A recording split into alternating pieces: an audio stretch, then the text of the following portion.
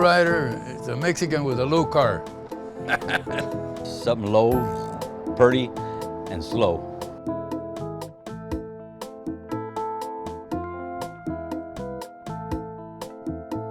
Girls and lowriders, they match.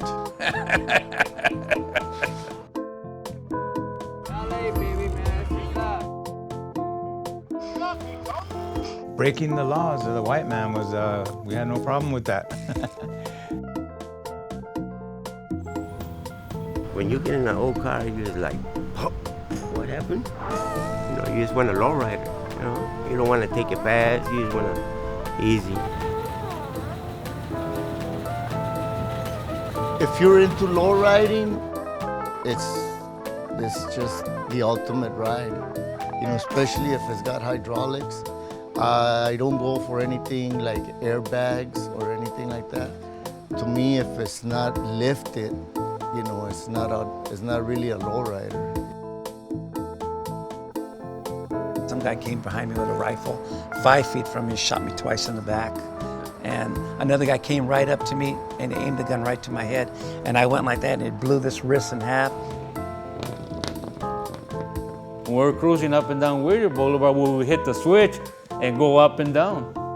And everybody just, you know, amazed. I like wire rims, you know, 520 style or 520s if you can find them. And, you know, place them on your car. You know, you want to show off your style. You know, every lowrider has its own unique taste, you know, and that's the owner's taste. A lowrider is a very fine looking machine that, you know, when you drive it, people turn around and look at it. Lowriding. Many trace its flamboyance and rebellion back to 1930s America, a time when American-born Mexicans were judged as anything but American. As a reaction, they embraced the zoot suit, which outsiders saw as unpatriotic and a waste of precious wartime fabric. Just something that we developed back in the day, you know, like my mom and my dad and all them. You know, they grew up and they started calling themselves, you know, pachucos. And it was a style. It was a style that they made their own. El Pachuco is a style, an art form, machismo, estilo, your drapes, your hat, your colors, your chain, your cross, your carcucha, 1940 style, zoot suit era. By the early 1970s, the zoot suit Pachuco culture had now evolved politically. In defiance of the Nixon administration's derogatory catch-all term, Hispanic, Mexican Americans began calling themselves Chicano. The Chicano was born in 1970, the term. And the reason why I say that is because back in the 70s, you know, Mecha was born, Movimiento Estudiantil Chicano de Aztlán. That term became because at that time, the United States government, which is run by Richard Nixon, wanted to give us a name. And that name that they gave us was Hispanics. You know, a lot of the people did not like the term Hispanic, so the term Chicano was born. The younger generation were intrigued by the elder Chicanos, their style, bravado, and especially their cars. We're young, we're looking at all this, what they're doing, lowering the cars on the street, working on their cars, and they had nothing but lowriders, Pachuco lowriders. I got into lowriding probably when I was maybe 10 or 11 years old. My dad would go take me to these custom car shows in LA, and I see these cars, you know, laid on the ground with hydraulics and stuff. And I'm like, wow, how does this guy even drive this car? And he, oh, don't worry, it lifts up. When he hits this button and it goes up. And I went, oh, wow, I got to have me one of them. So it was on. My dad used to tell me they don't want him that way, but they would have wanted him that way. They would have made him lowered in pipes. But I used to lower and put pipes, and then I used to take it to the shop and have it raised, take the pipes off, because they weren't made that way. Those were just the kind of cars that everybody had in the neighborhood. They were always a little bit lower, a little bit cooler. You know, my mom used to take us to school in a 65 Chevy Impala with the little donut steering wheel, the front up, the back down on Kragers. And I always thought the cars looked cool. I just thought that was normal.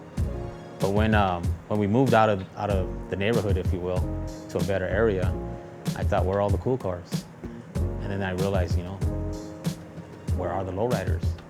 I never graduated. They sent me home at the age of 15, and my mother told me, "What are you doing home?" He said, "Well, they told me to come home, that I wasn't going to graduate, so that I was wasting their time."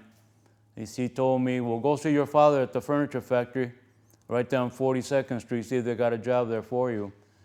I started working there at the age of 15.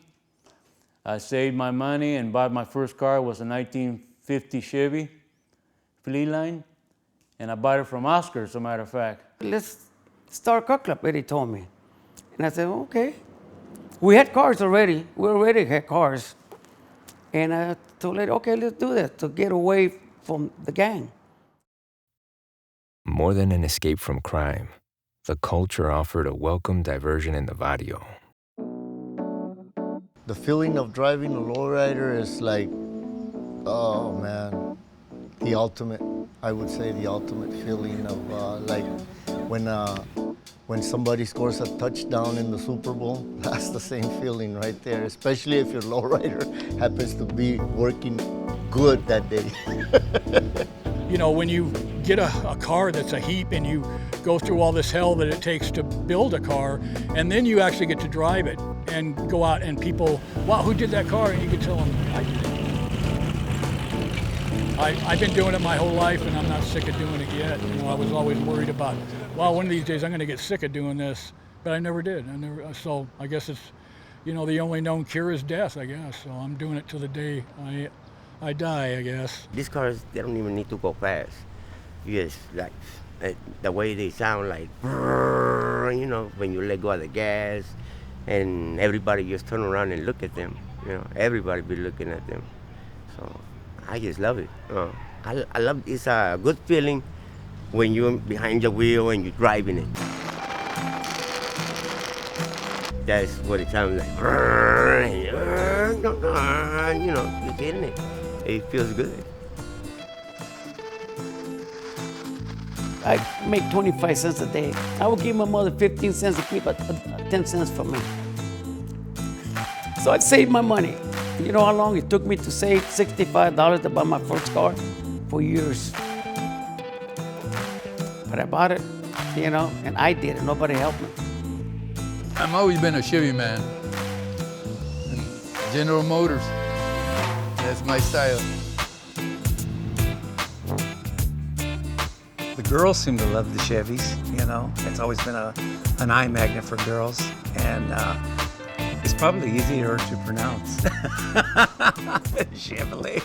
The design of them, just the way they designed them, they were so clean looking, and even better than the other General Motors cars of that era, you know, the Pontiacs and the Buicks and stuff. Those kind of had the same body styles as the Chevy, but Chevy was the cheapest, but they just had the cleanest overall, you know, there wasn't an ugly square inch on them. Everything was just right, you know, Art Deco kind of styling. Everybody has to have a 39, you know. It's they call it the godfather of cars.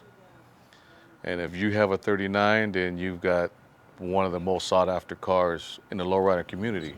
And I've had a bunch of other cars, fleet lines, deluxes, trucks, and I says, I want to have that 39. And that's what I did. You know, I worked towards it, you know, and I finally got it. But a chance TV appearance would make an opulent 1964 Chevrolet Impala, appropriately called Gypsy Rose, the most famous lowrider in history. You know, many people always say, how did the car become world famous? And I always tell them a long story short. Well, in April 1974, there was a television Latino Chicano comedian named Freddie Prinze, who was featured in Chico and the Man. In the opening credits of Chico and the Man, the Gypsy Rose came out for briefly 10-15 seconds, coming around the corner. You know, and coming around the corner meaning, you know, the opening credits showed little segments of East LA here and there. And then finally they showed the Gypsy Rose turning around the corner. And everybody's like, what's that? And that's when America, and not just America, but worldwide, got a glimpse of what a lowrider was. At that time, it was lowered, sitting on Kragers. could tell a little bit about the paint. 150 roses, over 2,000 leaf petals, has patterns, has pinstriping, candies, paints, Murano pearls. My father never liked it because it was too busy.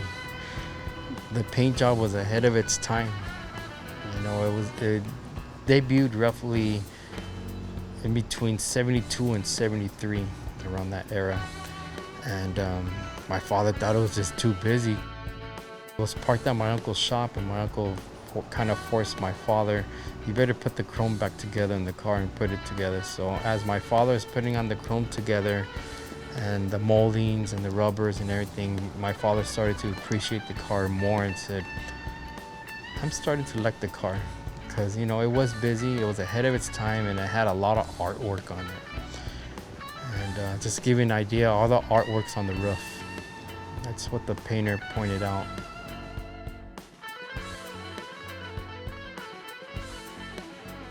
Well, this is a '64 Chevy Impala Super Sport that I bought to replicate or clone a car that a friend of mine, Alan Duke, had. I've done the interior as he had it, the wheels, the bellflower pipes, and the next step is to do the paint.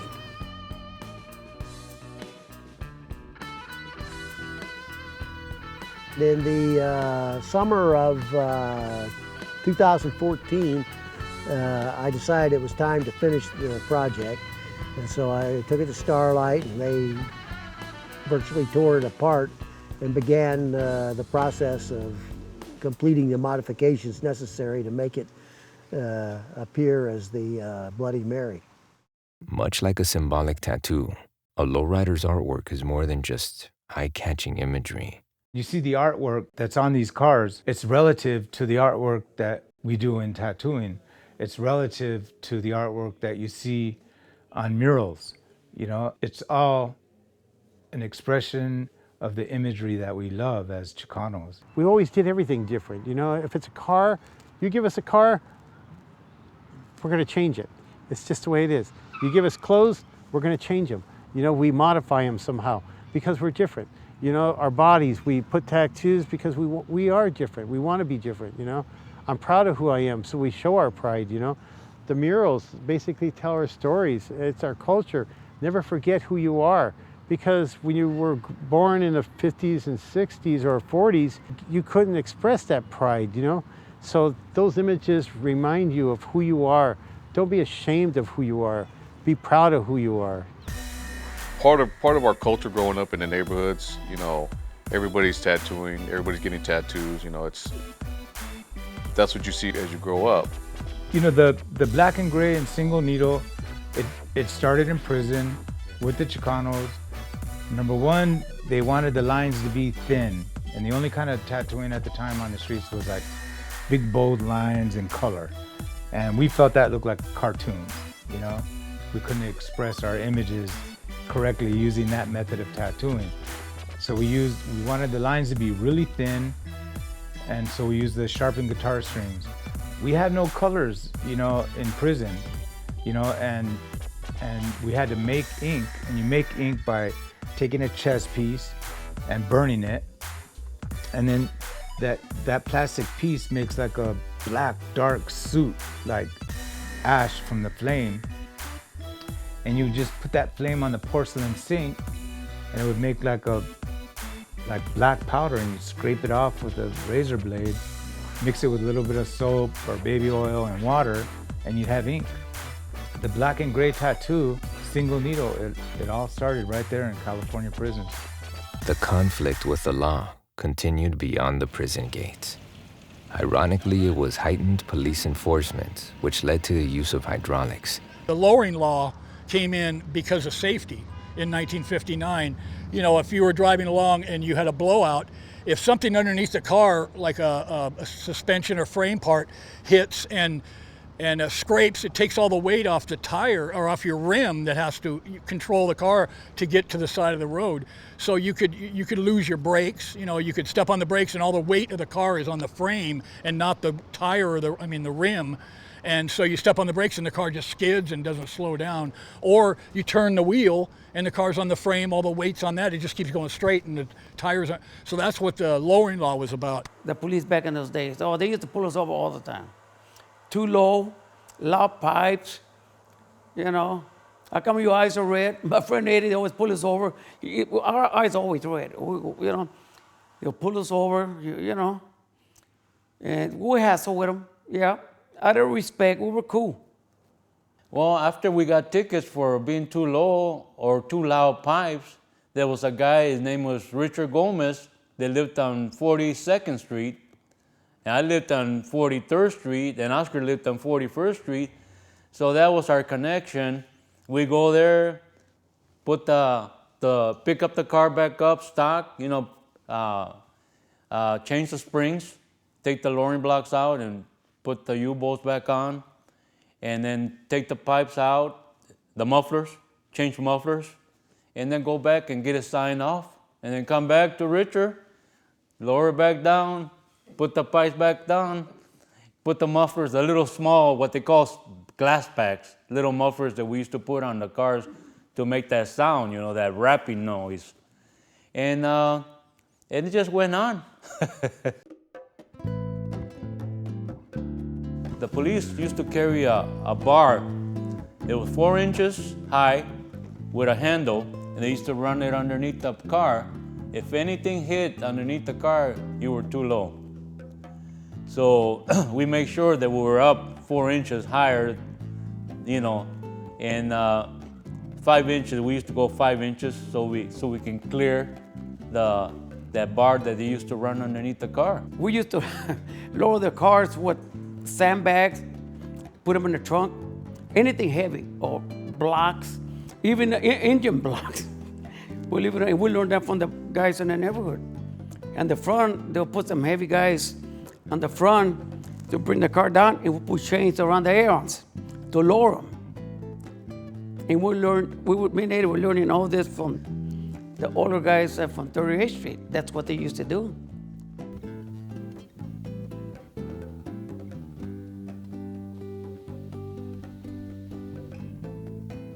We used to go to a place in Vernon they used to call Pallies, and they sell nothing but airplane equipment, and that's how they had the hydraulic cylinders there.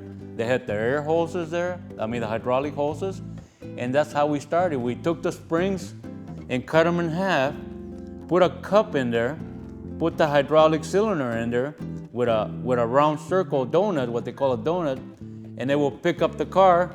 When we hit the switch, and we had a couple of batteries, extra batteries in the trunk, and it will hit the switch, and they will make contact, and they will pick up the car. Pallies was just right there across the street from us. We lived on 43rd Street, and the railroad track separated Vernon from LA, so we used to cross the railroad tracks, go to Pallies, go buy our hydraulic cylinders, our pumps, and that's how we did it. The whole lowriding thing started with the Chicano barrios in East LA, and that's, not long after that, certain car clubs formed, and they took it further, by customizing the insides of the cars and making them more plush. And then eventually they put hydraulics on it. But still, all those guys in those car clubs, the Chicano car clubs, they all came from the barrios, And many of them were from certain barrios, but they were members of a car club like the Imperials or the Dukes. The fun part was that that hydraulic pump made a lot of noise. They used to scream, it was like a screamer. And we'd be cruising up and down, and we hit the hydraulic pump, and it would make a real high-pitched noise. They would, like that. And the girls alongside of us will scream because it will scare them, But and then we set it back down. It didn't make noise going down, but it made noise going up. A popular lowriding hotspot was a stretch of Whittier Boulevard, the major thoroughfare of East Los Angeles. When we were cruising up and down Whittier Boulevard, we would hit the switch and go up and down. and everybody just, amazed that, of course, at that time, everybody was running hydraulics. So we will meet up with other cars and start hitting the switch, and they start hitting the switch up and down, and, and that was fun, We had a lot of fun. There was a lot of cars parked on the side of Whittier, and the other cars were cruising up and down, all 4 lanes. 2 lanes going one way, 2 lanes going the other way. And these car clubs would meet, and all the barrios every Sunday would meet on Whittier Boulevard in East LA, and we would just cruise, bumper to bumper.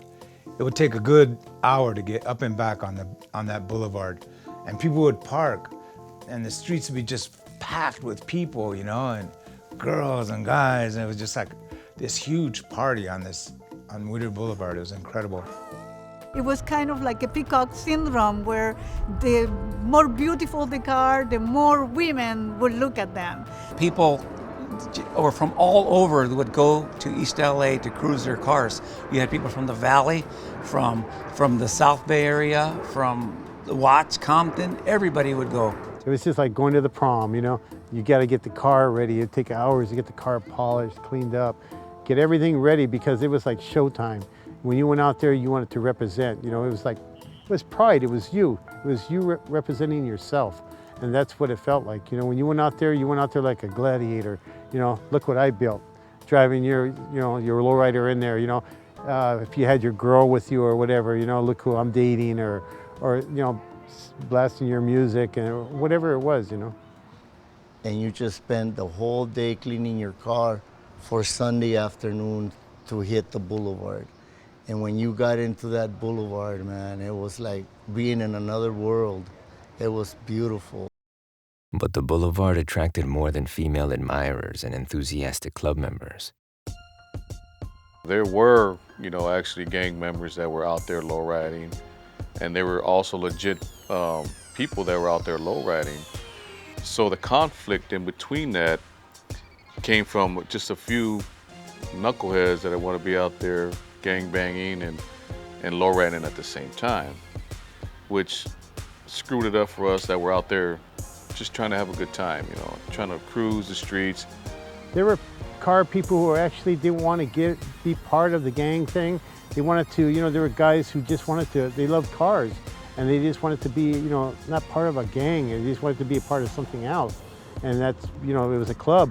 But as these clubs got bigger and bigger, and there became more clubs, it turned into where there were wars against each other, and they kind of turned into a somewhat gang, pretty much, And you did have your occasional beefs there on the boulevard, like where because you had a lot of neighborhoods there, a lot of neighborhoods that bordered each other, and a lot of the neighborhoods didn't get along, so you had your inevitable, gang fights from time to time, When the gang wars escalated, Whittier Boulevard became a pretty hairy place to be.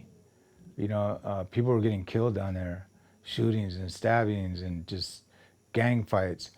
And if you were in a car and you were stuck in traffic and a rival gang found you, you were stuck. There's nowhere to run, nowhere to hide, and so, that's unfortunate that that happened. I'm sure there was always fights here and there, but this got really bad when the gang violence escalated. Although lowriding was mostly a peaceful activity, gang violence on the boulevard brought negative stereotypes, which still has an effect on present-day lowriding culture. The police department automatically depicts us all as being gang members. And for one reason, because we all have tattoos, we dress a certain way, we have a certain stigma that we present to people. So they see that, and they can't tell the difference from me or him, from the next guy next door to me that's actually a gang member to me. They can't tell the difference. So I understand how what they need to do, they need to do a job, but they also need to get to know who we are as a people and as lowrider communities, you know what I mean? It's also the public also. We can go down the street and we're in our nice cars and going to the market, and somebody that doesn't know us and they see us, you know, they'll turn around, they'll go the other way. Not even knowing who we are, you know what I mean? We're the nicest people you can ever talk to. But if you look at us, you're like, man, that guy looks kind of mean, you know? So it's tough, you know, but we learn to grow, you know, we learn to live with it, we grow, and it's just part of life. You grow up in a neighborhood and you see the things that are going on around you, and that's how you grow up, because you don't know any difference from the outside world because you're segregated. So if you see the stuff that you see around, that's how you grow up, because you don't know any better. You know what I mean? So that's how you grow up. And until you do see the outside world, until you do see something that's different, you say, you know, there is a life outside from where we live at. You know, and a lot of us try to get away from, you know, poverty or where we grow up from. We did parades for cities. We were very well known because we used our classic convertibles, and we gave them all a great time. We chauffeured mayors, chief of polices, very high office people, and we wanted to do something a little extra, so we had this big dance back in the 80s, and it was a successful dance, but at the day we started cleaning it up. We had a local gang around there, which was mostly Spanish-speaking gang, and they came, and I don't know if maybe they didn't like us in their area or whatever, but when we cleaned up and when some of the guests asked us to walk them out, they came at us with every weapon they had. There was a lot of shooting. I myself got shot 5 times, point blank. Some of our members from the old classics got killed. We probably lost four members. Probably got at least 7 or 8 of us were shot. My brother, my cousin got shot in the heart, but he survived. One of our good members got shot in the heart and he died right there on the spot. One of them was shot in the face with a shotgun, and my wife's cousin, and we were all very good people, not gang related at all, but we were good people, and it just happened that way.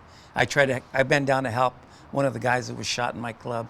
I didn't know he was shot in the heart, but when I bent down and some guy came behind me with a rifle, 5 feet from me, and shot me twice in the back. And another guy came right up to me and aimed the gun right to my head, and I went like that, and it blew this wrist in half, shot me here, and he shot me in the stomach. But I survived. You know, I'm a survivor. You know, but it's just things that happen.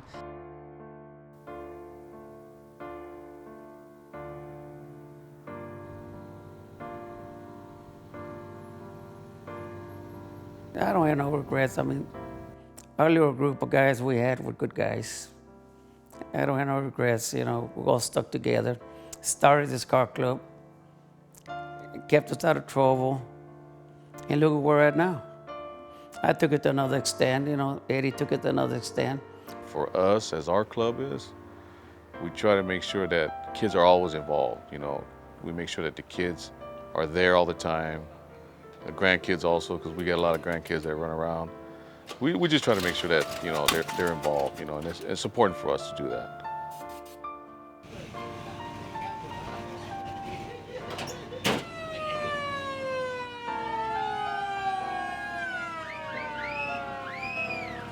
Always take care of your family, you know, whether, you know, you could have your car and everything, but some members had to take a leave, but they always came back, you know, either to work 2 jobs or a loved one that's sick, but we've always stressed, you know, take care of your family. This is your, you know, that's your backbone to, you know, to your legacy. You know, the Imperials will always be here. We're not going anywhere. We're always here to stay. You know, we've always been a family-oriented car club. My children were born in the low riding, and it's something that you're born with, you know, and you're around all your life, and you get to enjoy it. Like my grandkids, they love the car. They want to get in it. They want to cruise in it. Of course, their father was a baby in it, and now see my younger grandchildren are really fascinated. They want to get involved in it, and that's what I want them to do, because I'd rather have them involved in this than getting involved with some gang or getting involved with something bad. This is positive, and I don't want them to get something negative. So if they see their grandpa did it, their father's going to do it, now they're going to do it.